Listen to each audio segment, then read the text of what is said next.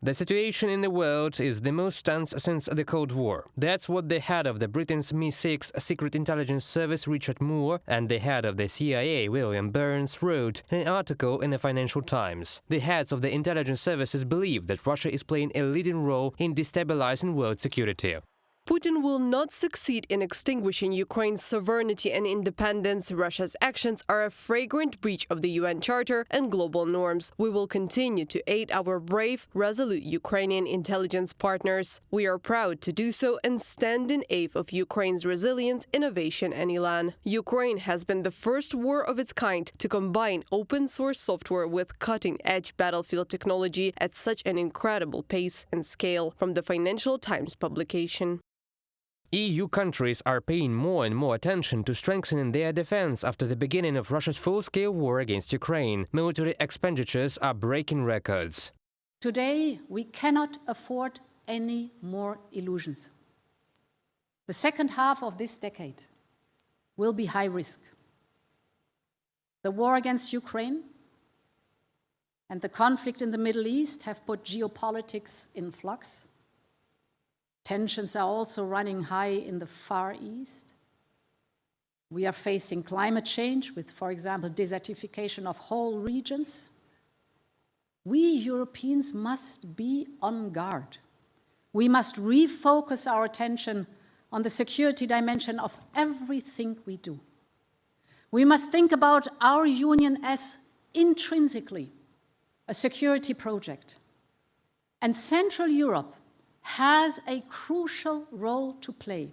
Poland has already spent more than 4% of its GDP on defense in 2024. This is the highest indicator among NATO countries. Although Germany is behind its partners in terms of GDP share, their government's defense spending is supported by a special fund of 100 billion euros, created at the suggestion of the Chancellor Olaf Scholz. Meanwhile, the Baltic States have called on the EU to build a defense line all along the border with Russia and Belarus to protect the EU from potential threats from Moscow. The governments of Latvia, Lithuania and Estonia have already increased their defense budgets and are urging their partners in the alliance to do the same.